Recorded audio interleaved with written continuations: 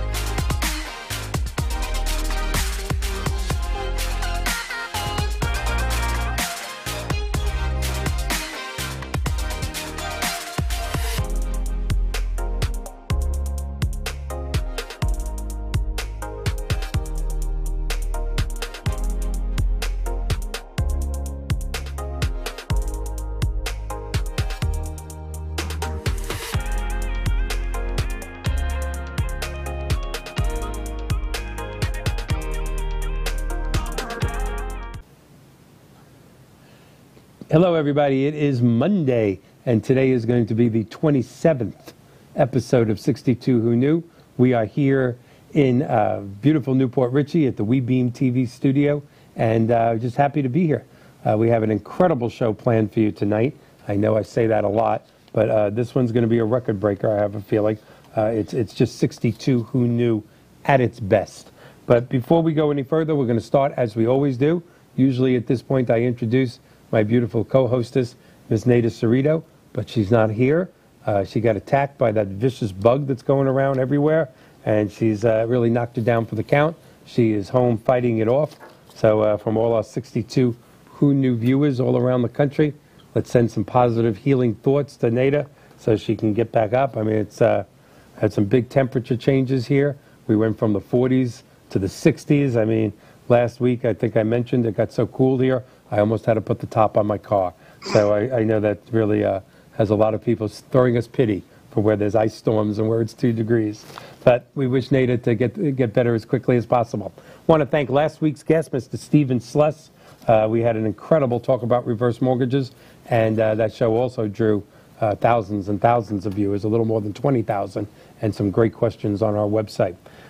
For those of you that don't know, this is the way we start the show all the time. I'm going to give you just a little synopsis. What is 62 Who Knew?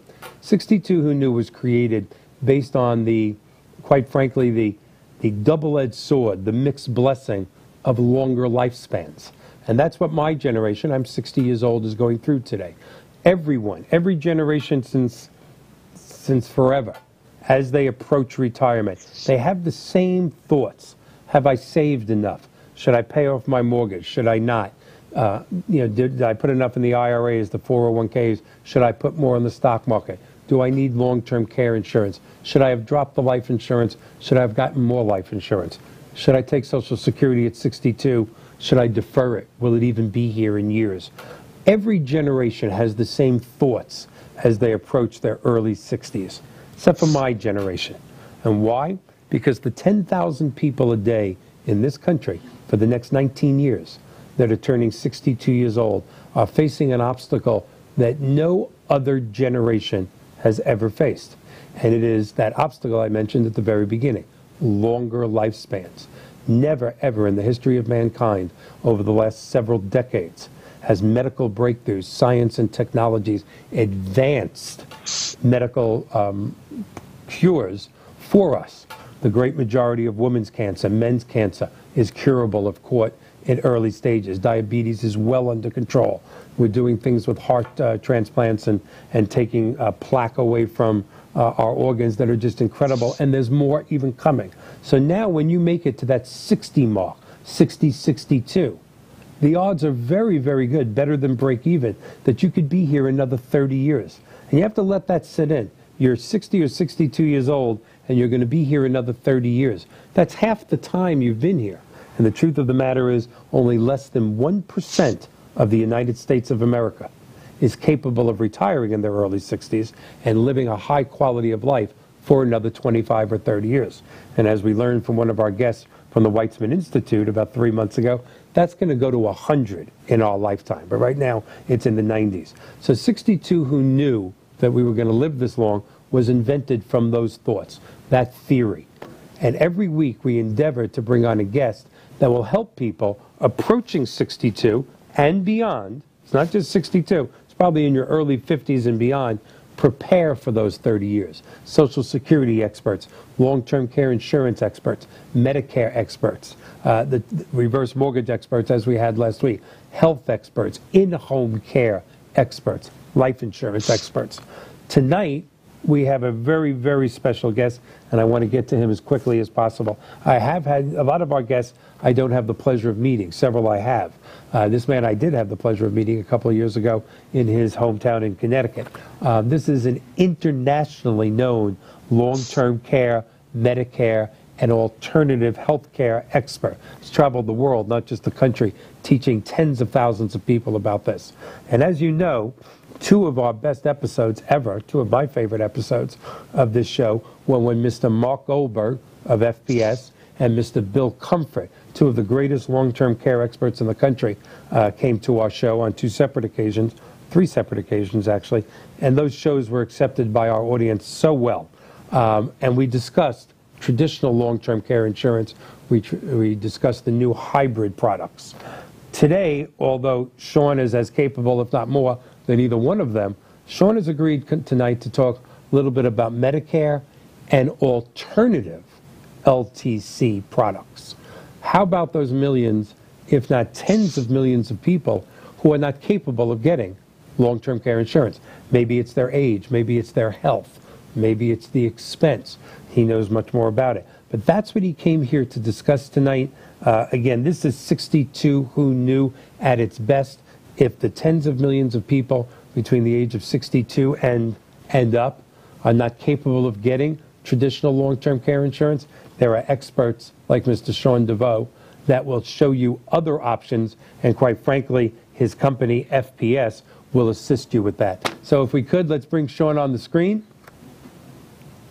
Hi, Michael. How are you doing? I am doing very good. I'm waiting for that double-edged shot so we can see you.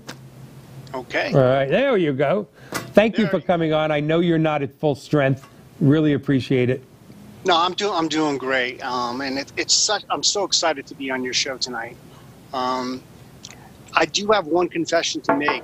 You just said that you're just turned 60. Yeah. Well, I hit a milestone too. I just turned 50. You don't look 50. Well, I gotta use these things now to actually speak you straight. So, but it's amazing. I just realized that I started in the senior solution business when I was 25 years old. So half my life, most of my adult life, has been committed to solving problems and or solutions for seniors. And that's why I respect you so much, because we have the same passion in doing what we do. Well, I appreciate you saying that, and you play a much bigger role in that world than I do. I mentioned this man's name so many times, and people are going to wonder if this guy floats on air, but he kind of does to me. Yeah, I was blessed the day that I met Peter Gelbwaks over a decade ago, who then introduced me to Mark Goldberg, to Bill Comfort, and many other people that I'm not going to mention at this point because I want to get to you.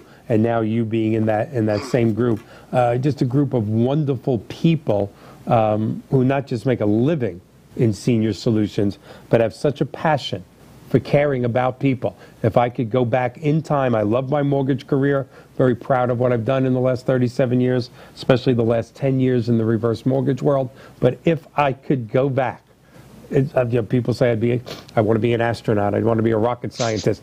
You're going to laugh. I would be in the long-term care business and try and get the word out that how great this product is, and yet how misunderstood it is and how many millions of people it can help. But I'm going to start with a question for you that I ask everyone in your business, because I find, and I don't know what the answer is going to be, but I always find it's amazing how many people went into the long-term care world because of some sort of event in their own family. And I know the story from Peter Gelbwaks and his mom, I know the story of Mark and his mom and Bill Comfort. I got asked, taking a chance here, you might go, nothing to do with it. But how did a 25-year-old develop a passion for helping seniors? Well, that's a great question, and it's a story that's obviously near and dear to my heart. I got out of school, college at 21, and I think my goal was to be a lawyer. So I deferred for a year because I needed to make money to go to law school, and I started a business in actually Manhattan, New York. And I was very, very fortunate. I was at the right place at the right time, and the business grew and grew and grew and grew. But then I got a phone call at 23 years old.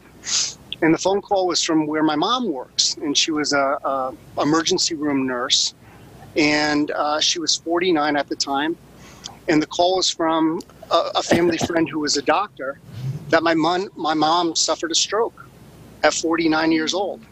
And it wasn't a slight stroke. It was a serious, life-altering stroke.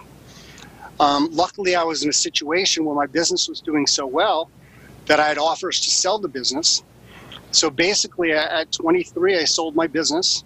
I retired from Manhattan back to Connecticut, and I cared for my 49-year-old, mother for about 2.5 years. And the issues I always bring up about that, my parents unfortunately were divorced, and my brother and sister were both in college, so they had to turn to me. Were not only the financial burden, I couldn't work, I needed to be there. But I think the hardest part was the psychological burden on my mom. I mean, here's a 49-year-old lady relying on her 24-year-old son to help her do things like bathe, go to the bathroom, change her clothes. And it really changed my life. And that's actually how I got into the long-term business. Flash forward a couple of years later, my mom got diagnosed with cancer. 2 days later, my dad got diagnosed with cancer at ages 53 and 56. The smartest thing I ever did in my life, my dad was living in Nevada at the time, I bought my dad a long-term care insurance policy. My mom, unfortunately, was ineligible for a long-term care policy because of her stroke. So what I did is I moved my dad right into my home, and he had the most wonderful care for the rest of his life. They ended up passing away in 1999, about 2.5 years, about 9 days apart. And it just made me really see how important these solutions are for the folks that we talk to every day. That story is that's an amazing story. It's a heart-wrenching story, quite frankly. It really is. And it's amazing what road you take to get to where you are. But I'm sure through all the love, you have to take pride. Quite frankly, I've only met you once. Today will be the second time if we count video and audio of what kind of son and what kind of man you are. That's incredible to me, and just a pleasure and a privilege to know you and to do business with you. It really is. It's blessed to have this group involved with 62 Who Knew, really and truly.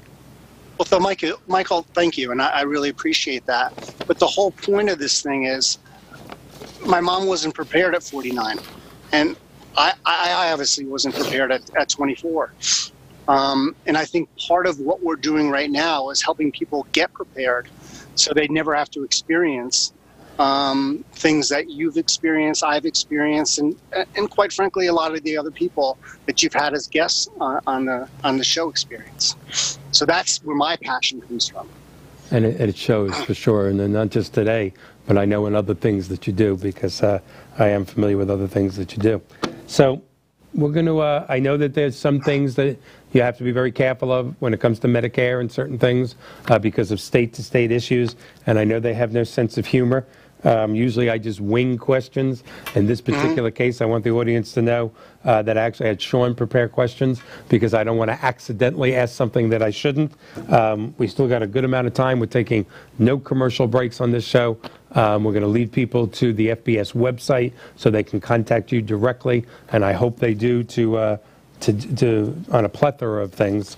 But it has always amazed me as a novice when I'm done talking about using a reverse mortgage to help finance long-term care insurance or whatever I may be talking about. And people go, I don't need any of that stuff. I have Medicare. I don't need anything else. I'm set for life. Now, I know enough from professionals like you to know that's a ridiculous statement. But what is Medicare? Give it to me on layman's terms. Well, Medicare was enacted into law in 1965. Really started in 1966. And to put it very simply, Medicare is one's health insurance once they become 65. And everybody's eligible for it, except certain groups like teachers and some federal workers that have plans outside Medicare. It's also available for folks under 65 with certain types of disabilities and folks with end-stage renal disease, and they just offered it to folks suffering from a disease called ALS, often called Lou Gehrig's disease. What's covered under Medicare, I think is really important. And I think there's a lot of confusion because in recent years, they've added a lot to it. Original Medicare in 1966 was made up of really two simple parts, Part A and Part B. Part A covers hospitalizations. So if you go to the hospital, that's what Part A covers. And Part A and Part B are actually federally funded. Generally, it covers hospitalizations or ambulance rides if you needed a surgery. Part B, on the other hand, is really designed for physicians. So it covers things like doctors. It covers things like doctor's visits, doctors visiting you in the hospital, even preventative care. And then as we went along, several years back, they offered something called Part D. And Part D very simply stands for prescription drugs. So prescription drugs, or Part D, are sold, they're not funded by the federal government. They're sold by individual insurance companies. So it makes sense for anybody looking into Medicare, especially with Part D, to go to a specialist who knows Medicare so they could shop it because it's a state-by-state, like you said, difference, and the prices could range wildly. Yeah. And I just got to finish. Now there's Part C, and this is where I've got to be very careful. Part C is something called Medicare Advantage programs. And what it does, it really you still have to have Part B coverage, but it basically combines all of Part A, Part B, Part D within one program. But there are some limitations to Part A, Part B, Part C. And I think it's important that people know the differences between the two. Yeah, and let's face it, most people don't. Right. And, right. My dad, thank God we had a great financial planner throughout most of his life. I remember him saying to us at 65, for my mom and my dad, I just gave your mom and dad each a Medicare supplemental program. Don't ask Sure. me whether they need it or not. Just cut the check every month from the mortgage company. And for Right. about 10, 15 years, I thought to myself, why am I cutting this check, every month, until things started to go wrong. And then, quite frankly, it was a gift. So Sure. what you just talked about, Medicare A, B, C, and D, is this instead of a Med Sup or in addition to? Well, tell me how they fit together. Okay. Medicare, again, is Part A, Part B, Part D, Part C. The original Medicare, Part A and Part B, there are some gaps within Medicare. So Part A and Part B, generally, again, it's federally funded, will cover up to 80% of the costs between hospitalizations and physicians. So it's generally necessary for folks who have original Medicare have what's called a Medicare supplement. They're also called Medigap programs. Mm-hmm. And these are sold by traditional insurance companies, names you've heard of, and I'm not going to mention any companies.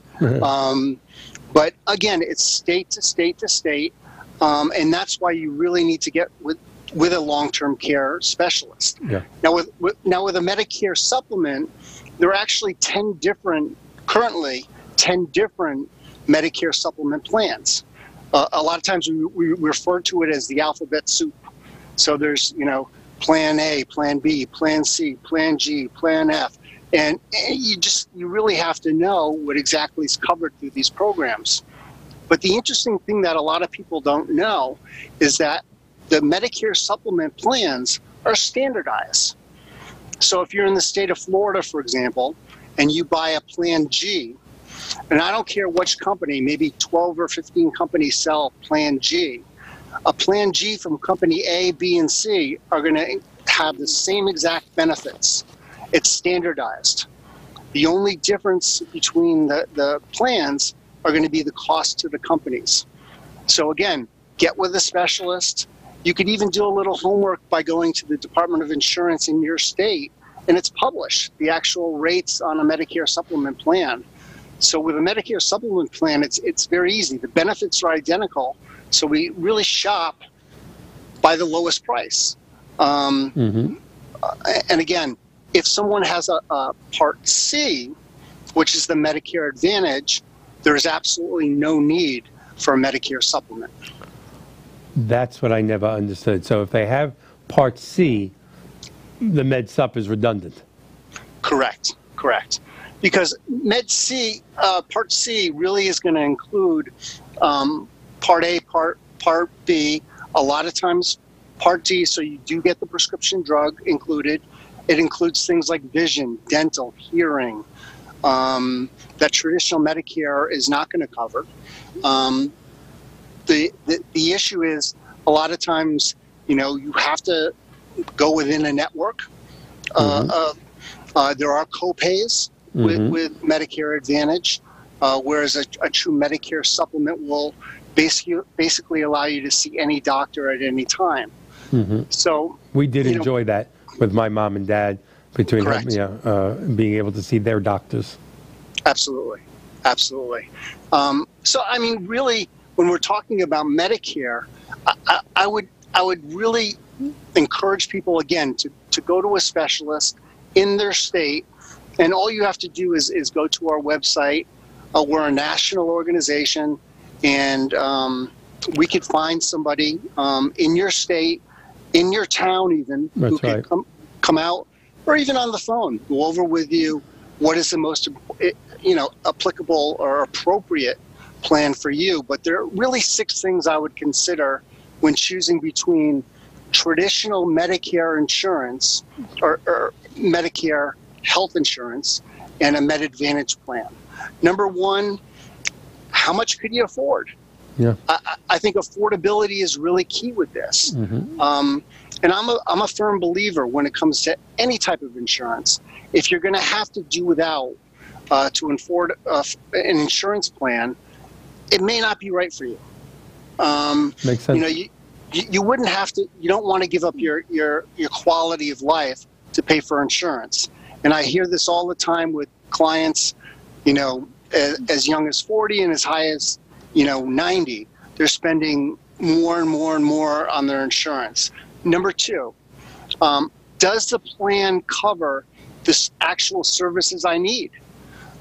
Because a lot of times they don't. So you've got to be really clear with the specialist that you're talking to what exact services you need.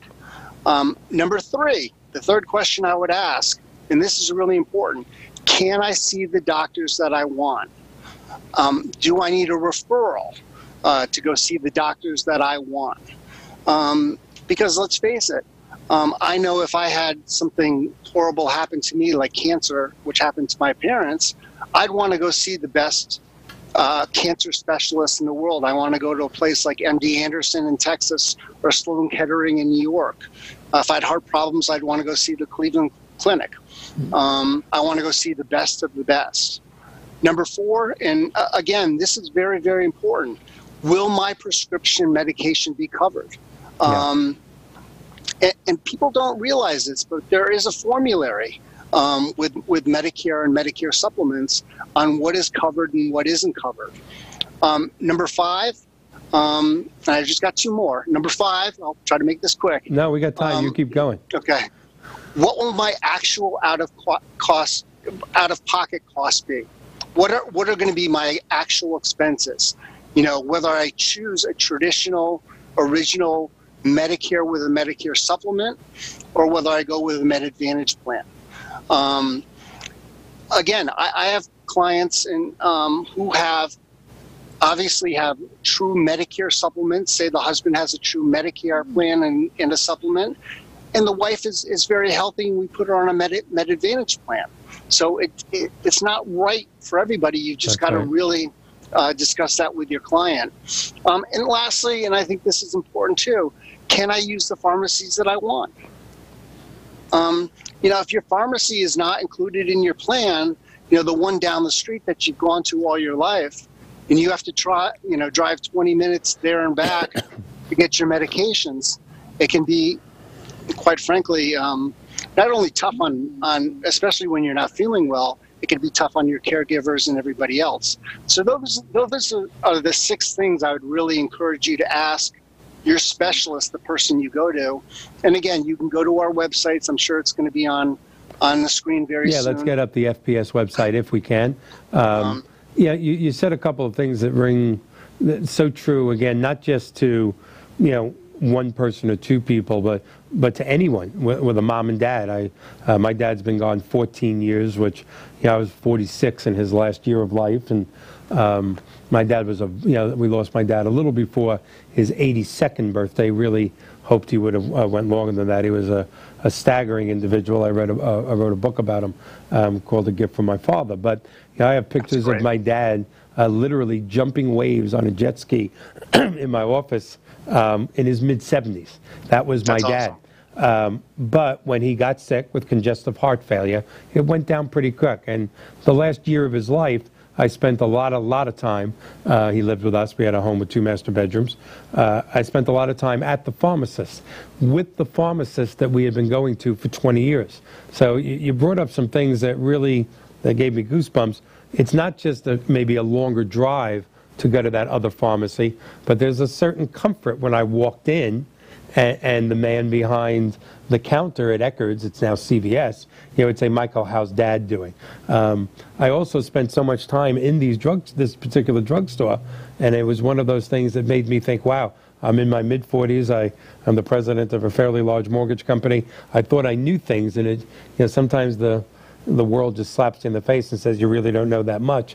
How many people, while I was waiting for my father's prescriptions, would be walking up to the same pharmacist, and these were people dressed very nicely. Mom had an expensive purse, nice jewelry on, and would lower their voice and say to the pharmacist, "I need my 6 prescriptions, but my Social Security check isn't here yet, so can I take half now and I'll be back in 10 days for the other half?" And the first time I saw that and heard it, I thought, well, that's sad, and I guess that's unusual. But as I spent more and more time in this drugstore for almost 12 months, going to get Dad his different medications, it was amazing to me how many people, quite frankly, were picking up a part of their prescription at one time and coming back for the rest. It saddened me to see young parents, saying, "Oh, that antibiotic is not covered, $88. I thought it was going to be $10." It really has a way, the industry that you're in, of kind of slapping you in the face and going, things aren't equal for everybody. And the questions that you're bringing up, again, to me, so many people don't ask until it's too late. Exactly.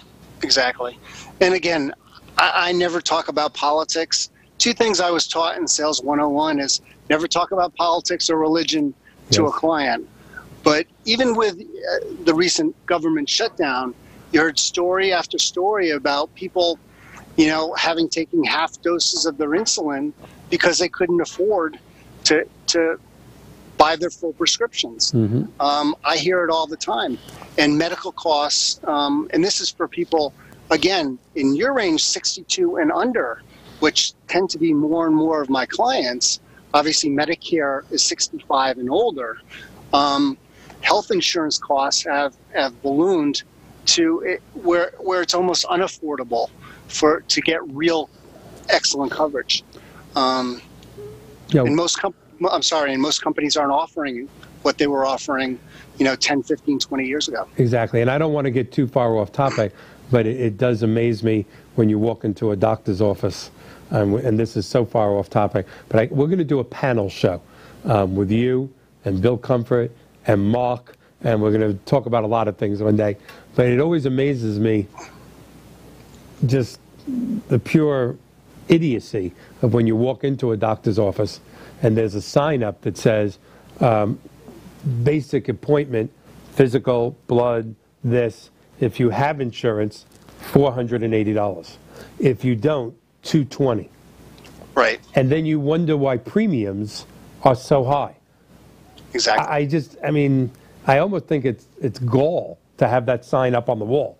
How can you wonder why we're paying so much in insurance premiums when you have that? In other words, if you have insurance, we're going to rip it off for all we can. And I don't want to get off on that because then we will get political, and I want to stick to what we're doing. But it just, the industry staggers me of really dishonesty and unethical practices. It's really, and that's not to the doctors, by the way. That's to the pharmaceutical companies, not the great doctors out there. All right. I'm also very surprised. I could give a little example, but I'm not going to, from my mortgage world. Tell us the difference between Medicare and Medicaid. Okay.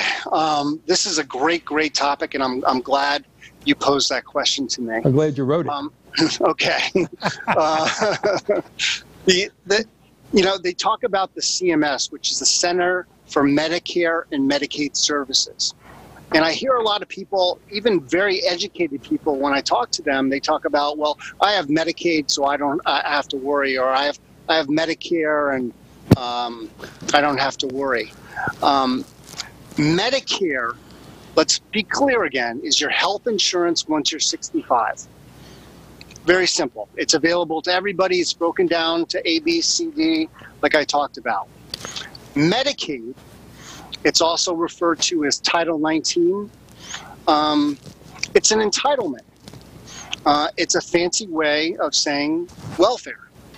Medicaid is health coverage for millions and millions of Americans. It's generally state administered. So every state, again, has their different rules for Medicaid. In California, it's called Medicare, Medi-Cal. In Massachusetts, it's called Mass Health. But it's Medicaid. It's an entitlement. And it's a means-tested entitlement. So basically, it's designed for people who do not have an income or very, very little income. The biggest budget item on any state in the United States right now is Medicaid.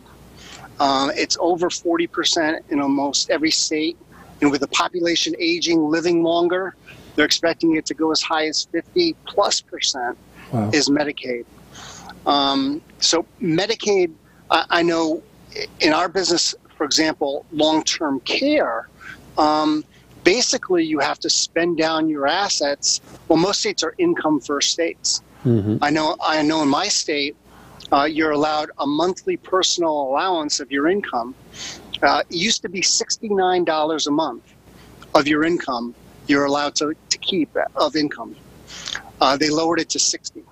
Oh, my God. Yes. Then they start with assets. And I often get asked, well, what's an asset?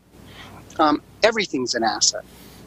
I don't care if you have money in an IRA, a 401k, an annuity, a CD, a savings account, or even a trust. I often get people asking about trusts.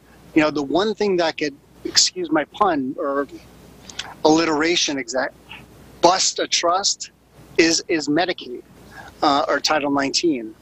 And basically at that point, they could spend down, I know in my state, a couple, generally if they need long-term care, they have to spend down to a couple is $2,400 of their assets. For a single person, it's $1,600. They could prepay a burial plot, and then typically they lien the house. So basically, once someone's at a destitute state or below the federal poverty level, they're eligible for Medicaid. At that point, you're awarded the state, and currently they could put you in any nursing home. Sometimes you get lucky and you're within the neighborhood, but the law is within a 100-mile radius of your home. And generally, we're talking semi-private room, 2, 3, 4 room, and we're talking about nursing home care. And I have thousands of clients, thousands of clients, and not one of them has ever called me up on a Saturday afternoon and said, Sean, I'm really looking forward to being in a nursing home. Yeah. It just doesn't happen. So it's, again, we don't want to get carried away. This hour is going quickly, but they're living below the poverty level, and they could be going into a facility within 100 miles. How is the spouse? How is the children of a below poverty level stricken family going to be visiting them? What kind of, I know Medicaid helps millions of people. It's a great program. It does. But boy, it's way past yours and my lifetime for an overhaul.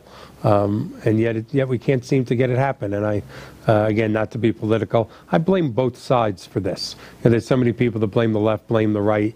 Come on, we all have parents. This should be something people come together on and just fix, and it just doesn't happen.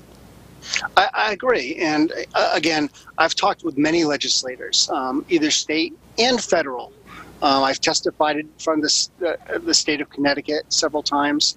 And if you notice in the last election, again, not to get political, neither side ever brought up the word long-term care. Yeah. And the reason why, it's the elephant in the room. Because it is the most expensive thing out there, and the government simply has no way of affording it. And I know when the Affordable Care Act, also called Obamacare, came out, they did a study on the feasibility of including long-term care into the Affordable Care Act. And a friend of mine who was a big actuary at a huge company, they chose him to do the study, and the door was open to do the feasibility study, and within a month and a half it was closed. And it just came out there's just no way the government could afford to take care of folks, especially when the most medical costs come at the last 5 years of one's life. Right, and again, with us all living longer, we're never going to be able to afford that. People are going to have to be prepared to do this on their own. Your amazing little state a few years ago actually put something in front of its state senate, which just amazed me and my industry being the reverse mortgage world. Right. You guys tried to pass a law, actually, that before you could apply for government help for health care, you needed to see if you could qualify for a reverse mortgage. Why are we giving you hundreds of thousands of dollars when you have hundreds of thousands of dollars in equity? Never made it past the first round, unfortunately. Absolutely. But that not only would it have helped my business, let's take that away for a second. I always find it amazing when I meet a client who is on Medicaid but has $400,000 equity in their house. I go, how did you do that? And they do tell me how they did that with proper lawyers and trusts. Talk about ripping off the government. The government rips us off, but it is a two-way street. I didn't think Medicaid was created for those people. Well, the interesting thing, it really wasn't. And they did come up with laws to really, because what you're doing in essence is, an elder law attorney would go up to somebody who had a $500,000 house, let's say, and they would, in essence, hide the money or it's called falsely impoverishing yourself to qualify for a welfare benefit. And they passed the first law, and believe it or not, it was called the Granny Goes to Jail law, where they threatened people actually criminally for filing a claim and falsely impoverishing yourself. Then they threatened to go after the lawyers, and that wasn't held. And then they started with look-back periods of divesting assets. Currently, it's 60 months. but there has to be under certain circumstances. And they're talking about even going further to 7 to 10 to 20 years. So it's if you talk to any elder law attorney, they're going to tell you to really explore, some form of long-term care insurance protection. And I also want to answer a question that you asked before, because I often, you said, I have Medicare. Do I need anything else? I have Medicare. Absurd. I'm all set. Yeah. And again, some people feel that way. Medicare, again, is acute care, doctors, hospitalizations. But I talk to people and they say, well, Medicare covered my mom. Well, Medicare does have one rehabilitation benefit. If you're in the hospital for 3 days and you've got to be admitted to the hospital, you can't just be there under observation, which a lot of hospitals will do now. And it's got to be 3 midnights. And you've got to show restorative capabilities, meaning you've got to be improving. So you meet all those criteria, Medicare will actually pay the first 20 days in a nursing home 100%. The next 80 days, so now we're talking day 21 to 100, Medicare currently covers all but $167.50 a day. If you have a Medicare supplement, typically that is picked up by the Medicare supplement, the $167.50 for those 80 days. Day 101 on, now we're really discussing long-term care. Mm-hmm. That's when Medicare gets very generous, and they pay nothing. You're on your own. Yeah, and let's face it, a stroke, God forbid, a heart attack, any type of transplant, you're there more than 100 days. Of course. Excuse me. And the number one cause for care, especially when we're talking about the long-term care aspect of this, is what they call a cognitive impairment. Mm-hmm. And I used to sit on the board of directors of the local Alzheimer's Association, and we're looking at inception of disease to death right now on average dementia patient. Alzheimer's is a form of dementia. Mm-hmm. It is something like 14.3 years. And they certainly don't have a cure for dementia, which I think very soon they will. Yes. And it will be a manageable disease. I've seen all your shows, like a chronic illness like diabetes or something like that. But currently they're not there yet. No. But they have medication that can retard the disease and allow people to live a lot longer, not necessarily better, but a lot longer, but requiring a lot of care, help, supervision. One of our earlier guests that we're going to bring back soon from the Weizmann Institute in Israel, yes, because they're making huge strides with dementia and Alzheimer's, and of all the diseases. I mean, if you gave me a choice, that would be last on my list. To be robbed of your mental faculties is just. I think I'm getting early stages of it every now and then. Now, I actually have a very severe case of CRS, which, since we're on internet, I can say it's can't remember shit. And whoever said life began at 50, I think was 90. I think they lied, because these last 10 years was. So we're going to return home a little with 15 minutes to go, because our long-term care shows have been our best shows and have caused the most interest with the public. So I have Medicare. I'm trying to decide between a med sup or what I'm supposed to do. But do I need long-term care insurance? I know the answer to that. Maybe I shouldn't say, do I need? Should I have long-term care insurance? Because I know I'm going to make it to 90. I know if I get cancer, they're going to probably cure me. I know if I have a stroke, there are things out there to help me live. Let's talk about, quite frankly, how this country just doesn't wrap its arms around the need for long-term care insurance. Well, let's face it, who wants to talk about needing long-term care? It's not a happy subject, but it's a necessary subject. It's like filling out a will or a power of attorney or a living will. Long-term care is something that folks don't want to talk about it until they, quite frankly, it hits them right across their eyes, like in my situation with my mom. Right. It's just not a happy subject.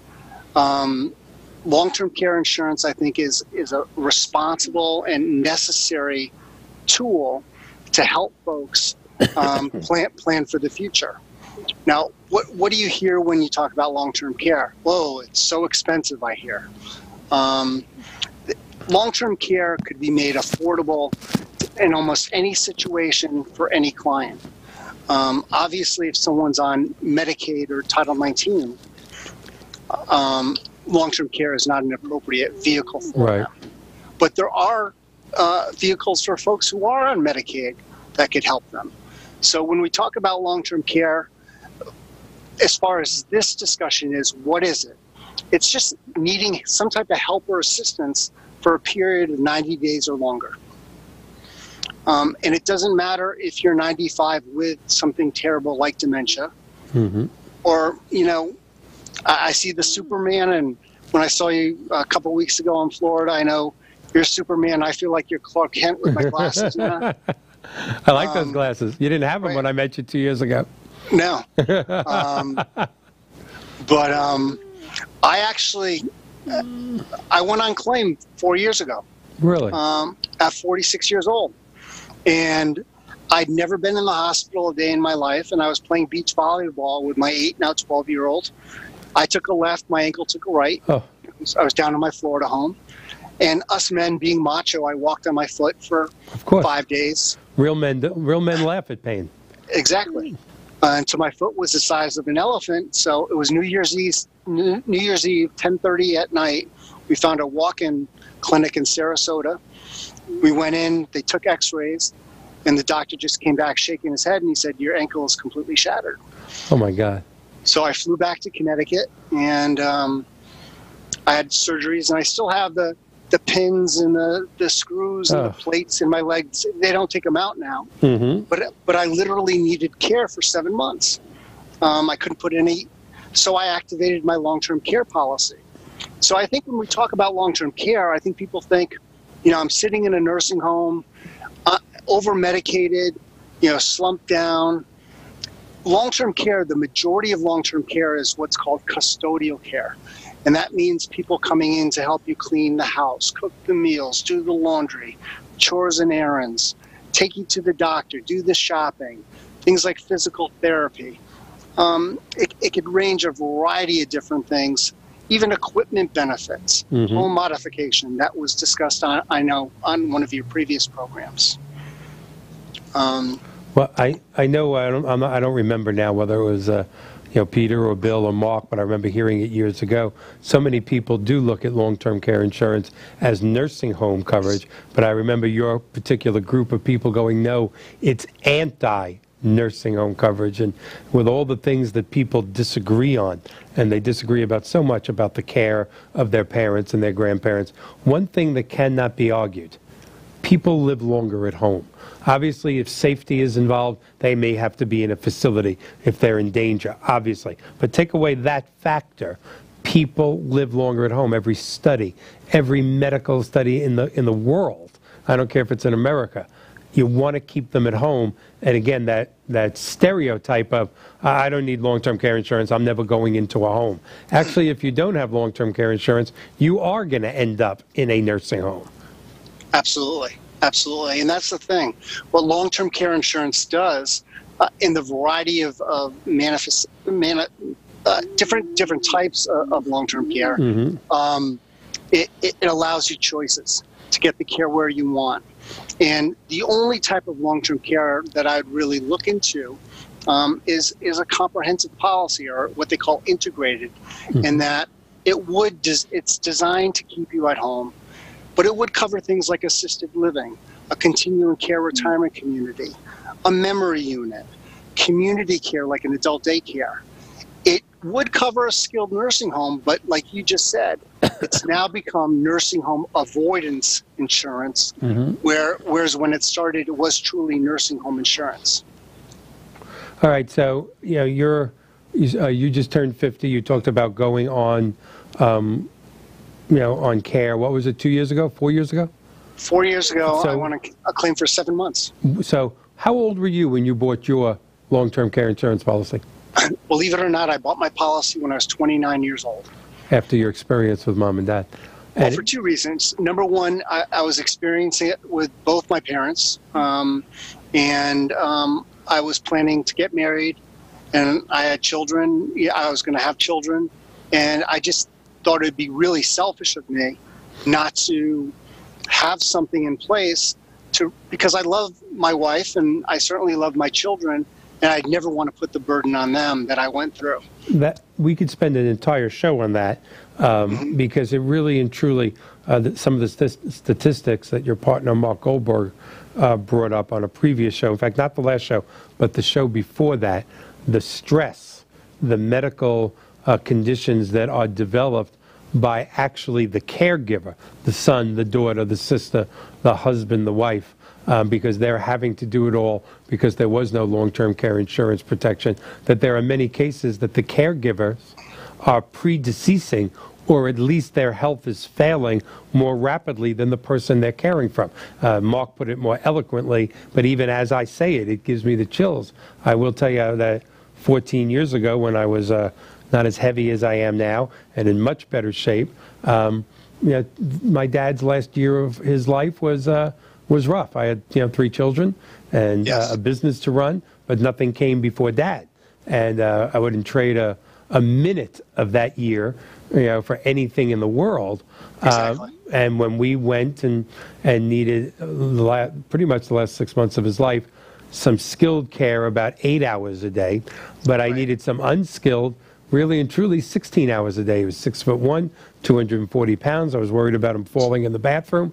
I'm a big guy, but when he did fall a couple of times, thank God he didn't break anything. It's hard to lift a man 6'1", 240 pounds is weak. So we ended up having people the last 3 to 6 months of his life, and it was a quality of life, 24 hours a day. And even with his Med Sup policy, his Medicare, he was also a highly decorated POW from World War II, so we got some wonderful things from the VA.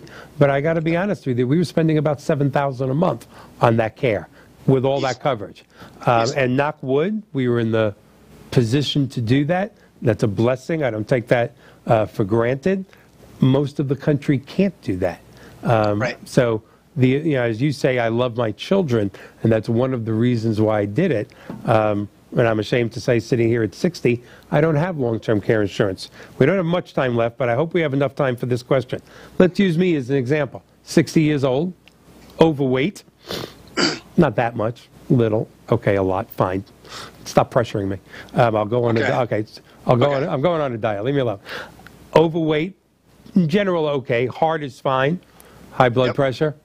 Can I still get some sort of long-term care insurance to make sure my children are not, changing my diaper? Again, here's the reality of long-term care right now, is you cannot buy long-term care with money. I have people that are millionaires 10 times over who want long-term care that just can't get it. You have to buy long-term care with your health. And then, of course, you pay for your money. Well, not necessarily. You got to call the number on your screen right now, and I'll help you out, Mike. But anyway, put that number up there. You do have to buy this with health, but things have changed drastically in the 25 years that I've been doing this. When I started, I could almost get anybody insured with traditional long-term care. I was just recently at a meeting in Texas, and I actually had an insurance company, a major insurance company, brag that 4 out of 10 applicants for long-term care insurance are being declined strictly because of health issues. So the actuaries have really cut up on the things of what's going to cause people the morbidity issues, the things that are going to cause people to need care in the future, and they're being very, very selective. So excuse me 1 second. I know, warn me when we have about 30 seconds left, please. Just talking to my producer. And let's end with the FPS website up there. People need an expert for this. But give me a warning, please, when we have 30 seconds, if you would. And let's get the FPS website. Yeah, continue, Sean. We still got 2.5 minutes, so please continue. But the wonderful thing right now is, even though 40% of our clientele, and we could pre-screen and appeal, the insurance companies are responding with unbelievable products right now for folks who cannot get traditional long-term care. And again, this is where you really need a specialist. Yeah. Because, when the husband's approved and the wife is declined, or vice versa, it's really an emotional decision. And that's even more the reason why the husband should keep his traditional long-term care. But now we've got things like, for example, your specialty, reverse mortgages, to help pay for long-term care. We have critical care policies that will provide, a lump sum of money or a lot of money for folks to get care within their home. We have short-term long-term care policies that would cover people for a year, and actually, if they use it up and they don't need care for another 6 months, it replenishes the pool of money to cover them for next year, and then it replenishes them again. We have hospital indemnity policies. So we have annuities with long-term care riders. We have the hybrid products. So if you get with a long-term care specialist, and I don't care if you applied for long-term care five or six times, you should really get with someone who knows all the solutions out there and really could pair you with the best and most appropriate situation for you and your family. Great advice. And again, why wouldn't you want to sit with an expert? I mean, my God, when your car is broken, you go to an expert mechanic. It is amazing to me how many people, Google is a wonderful thing. It really is. It's changed the world. And you might want to Google this, but then you have to talk to a professional like yourself, or Mark Goldberg, or your hundreds of agents across the country. We got about 20 seconds left. Please, I know we have more than 20,000 people going to be viewing this. I know you're helping a tremendous amount, you and Mark, distribute the show. We thank you for that. We need to have you back. Thank you and Mark so much. Go to your website, please, our audience, at 62whoknew.com, fbs.com. Ask the questions. Let us take care of you. Thank you so much. We'll see you next week.